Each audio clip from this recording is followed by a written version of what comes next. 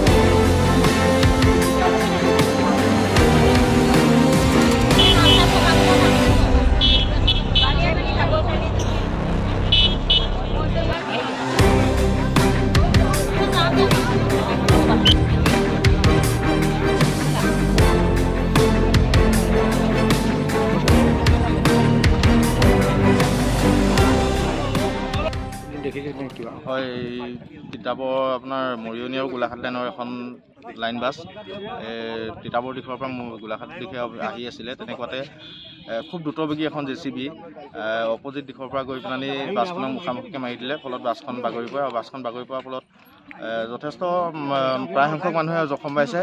কাৰোবাৰ কঁকাল ভৰিছে, কাৰোবাৰ হাত ভাগিছে, ভৰি ভাগিছে, বহুত লোকে আঘাতপ্ৰাপ্ত হৈছে। বৰ্তমান ড্ৰাইভাৰজনৰ অৱস্থা সংকটজনক বুলি মৃত্যু হৈছে নেকি? মৃত্যু হোৱালে বুলি এতিয়ালৈকে খবৰ অহা নাই, কিন্তু ড্ৰাইভাৰজনৰ অৱস্থা বহুত সংকটজনক বুলি তেওঁলোকক ক'ত তিতাবৰ অসামৰিক চিকিৎসালয়লৈ নিয়া হৈছে।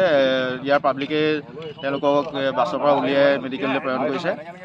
আৰু এইডোখৰতে ক'ব লাগিব কথাটো কি হ'ল কি যে এক্সিডেণ্ট দুৰ্ঘটনা হোৱাৰ লগে লগে এম্বুলেঞ্চক ফোন কৰা হৈছিল। এম্বুলেঞ্চ কিন্তু বহুত পলমকৈহে আহি পাইছে। তেওঁলোকক জনসাধাৰণে নিজৰ ব্যক্তিগত গাড়ীৰে নি পেলাই মেডিকেললৈ তেওঁলোকক লৈ গৈছে আৰু বৰ্তমানেও তেখেতসকলক মেডিকেলত আৰু বহুতক আমি গম পোৱা মতে যোৰহাট মেডিকেল কলেজলৈ ৰেফাৰ কৰিছে, যিহেতু অৱস্থা তেওঁলোকৰ সংকটজনক হৈ আছে।